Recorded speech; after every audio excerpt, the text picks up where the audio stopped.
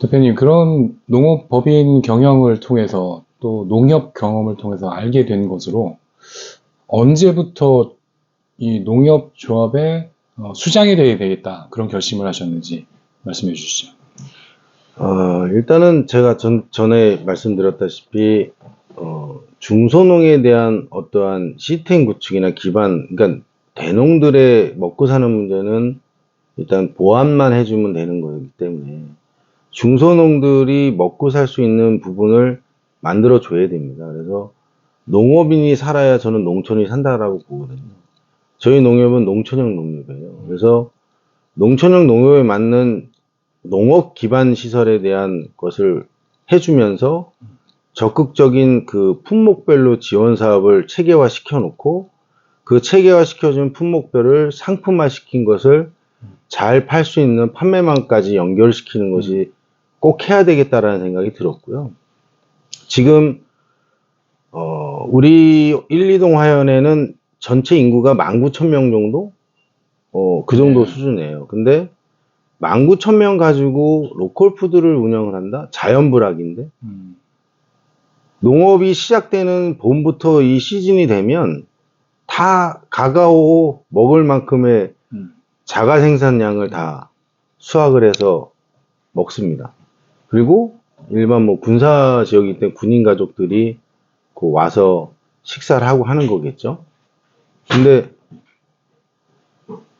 근데 그 군사 시절에서 그 소비자들 19,000명이라는 그 소비자들을 가지고 우리 농업인이 생산한 농산물을 다 제값을 갖고 팔 수 있는 로컬 푸드 가지고는 답이 안 나온다. 근데 이 지역에 인구가 한정되어 있는 데에다가 로컬 푸드 매장을 져놓는 거는 비효율적인 고정 투자라고 봅니다. 그거를 뭐 관광객을 유치해서 일로 오게 만든다 어떤 이런 거는 더 어려운 얘기죠. 실적으로 우리가 농사를 져서 농산물을 생산한 중소농이 생산한 농산물을 제품화 시키는 방법, 가공시키는 방법, 그다음에 농업인이 이걸 왜 상품을 시켜야 되는지에 대한 마인드 방법, 이런 것들을 체계화돼서 그거를 딱 만들어 놓으면 그 다음에 우리가 농협에서 어떻게 해야 되냐면 인구 밀도가 높은 도시에 있는 농협하고의 MOU를 통해서 도시에 있는 농협은 너네들이 우리는 생산할 테니까 당신네 농협에서는 우리 소비지 마트, 소비지 판매망을 거기다 좀 해줘. 그래서 한 서울에 5개 매장 정도만 가지고 있으면 우리가 생산한 농산물을 제품화 시켜서 갖다 주면 거기서 싹 판매가 이루어지게끔 그걸 먼저, 그러니까 우리가 그 매장을 만드는 게 아니잖아요. 도시 농협이 역할을 해줘라. 우리는 농촌형 농협이니까 제품을 만들어서 우리가 줄게. 그럼 너네는 실제로 농협 설립 목적에 맞는 판매망 구축에 대한 그 역할을 해주는 거고, 우리는 농촌형 농협으로서의 농산물을 만들어서 갖다 주는 역할을 해주는 거기 때문에 서로 상생하는 관계를 유지할 수 있다. 이게 첫 번째 해야 될 일이고요.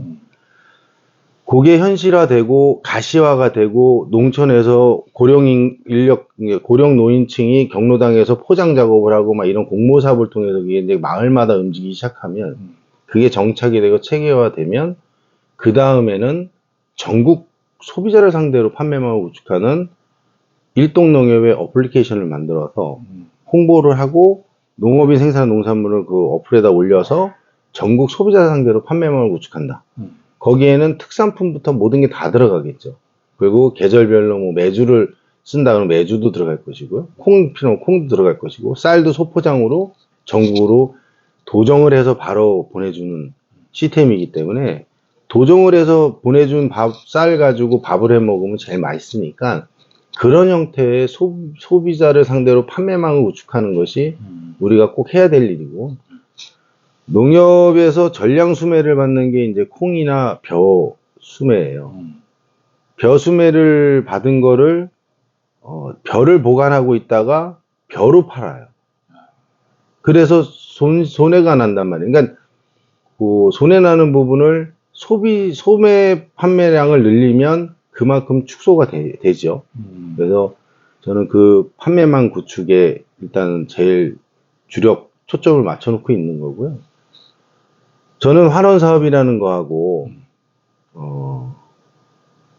환원 사업에 대한 이해력이 좀 아직 좀 우리 농어민들이나 농민조합원들이 이해력이 좀 부족한 것 같은데, 환원 사업에 대한 얘기를 잠깐만 네. 말씀드리자면, 환원 사업이라는 건 다시 돌려준다는 의미예요.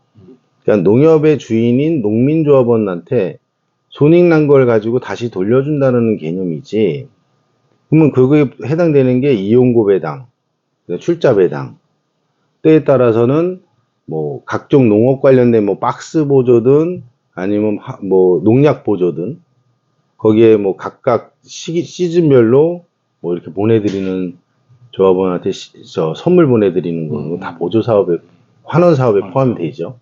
근데 이 환원 사업이라는 개념은 돌려준다는 개념이다. 근데 편리성을 목적으로 다수가 아닌 소수의 편리성을 목적으로 건물을 신축하고, 거기에 이용률이 떨어져서 적자가 나고, 이거는 적자 사업이죠. 그럼 적자가 난 거는 누구한테 손해가 가냐? 농협에서 손익을 이만큼 낼 수 있는데 여기서 적자 나서 줄었어요. 적자폭이. 적자 난 만큼 줄었어. 그러면 결국은 나중에 이용고 배당이든 출자 배당이든 가는 게 줄어요. 전조합원들한테. 그렇겠죠. 그러니까 이 건물을 하나 짓는 게 굉장히 중요한 거거든요. 그러니까 짓지 말라는 게 아니고 사업성 검토를 통해서 이 건물을 하나 졌을 때 손해가 얼마나 날 것이냐, 편리성만 보지 말라는 거죠. 편리성도 중요하지만 적자를 얼마큼 적게 낼 수 있는 방안, 사업성 검토를 꼭 했으면 좋겠다. 그리고 분산해서 어떠한 같은 사업을 가지고, 뭐 예를 들어 농자재 마트를 가지고 분산해서 이렇게 각 면마다 놔두는 거는 비효율적이다. 그 면마다 인원이 들어가, 직원이, 이제 건물을 져놓으면 직원이 들어가고 뭐가 해야 되는, 차라리 그거를 종합으로 바꿔야 된다는 거죠. 종합으로. 은행도 들어가고 모두 들어가고 다 들어가게끔. 그래서 그 소수의 인원이 들어갔을 때 사업성을 더 극대화시켜서 적자폭을 줄여주는 것도 하나의 방법인데, 좀 검토를 좀 잘 했으면 좋겠다 라는 생각이 드는 거고요. 그 적자 나는 게 결국은 조합원들한테 손해다. 그렇게 생각합니다. 그래서 제가 만약에 그 자리에 가면, 편리성도 중요하죠. 조합원들의 편리성을 높여줘야 되는 것도 맞는데, 다른 방법에 좋은 방법이 있다 하면 그거를 더 연구해서 보완할 거고요. 그 다음에 편리성보다는 실효성이 더 중요하다.